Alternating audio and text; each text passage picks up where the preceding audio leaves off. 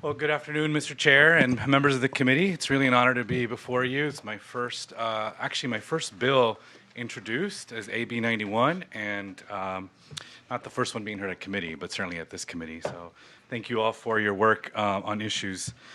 AB 91 is a bill that will strengthen our skilled binational workforce and improve equity in higher education degree attainment.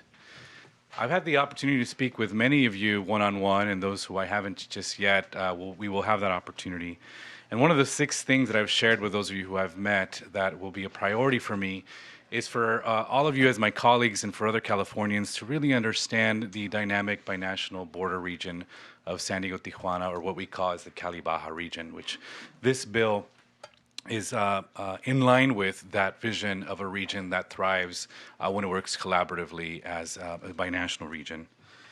With me here today to provide witness statements are President and Superintendent of Southwestern Community College, Dr.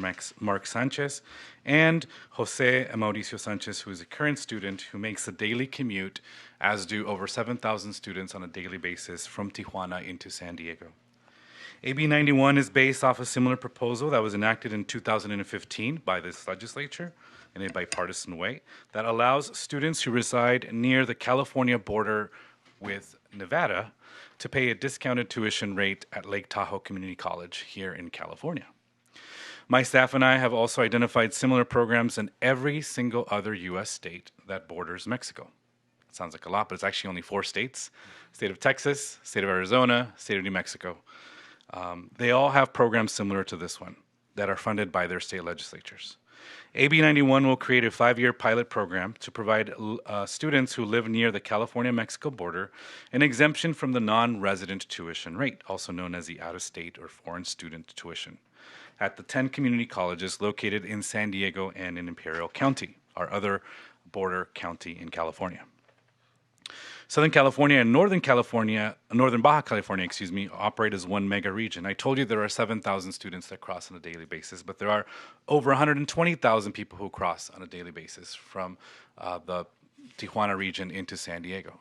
That is more than 2 times the number of people that are processed at LAX. Living on one side of the border while spending most of the time on the other side of the border has been a part of everyday life for decades for many of us in our families. And with the increasing cost of living in California, more Americans have now relocated to northern Mexico, and Baja in particular.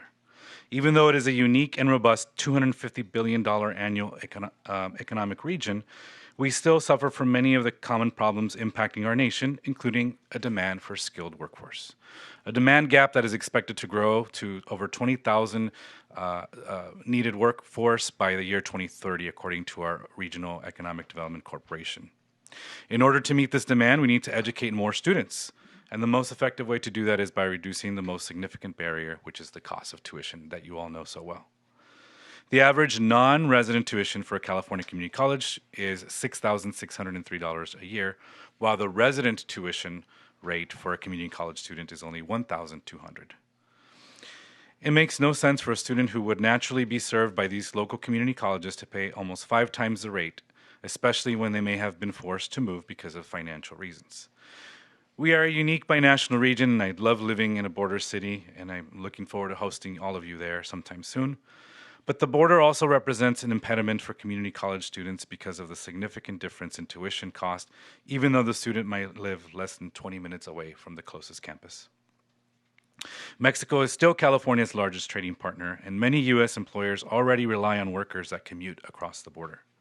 By offering this pilot program to students, low-income students, we can unlock a significant untapped resource and promote our mega region as the epicenter of binational economy and help meet the demands of the future. AB 91 also addresses recommendations identified in the governor's roadmap for post-secondary education, such as allowing additional first-generation college students like myself and several of you to foster inclusion in our institutions, reduce degree attainment gaps, and produce a more prepared and more diverse population in our workforce.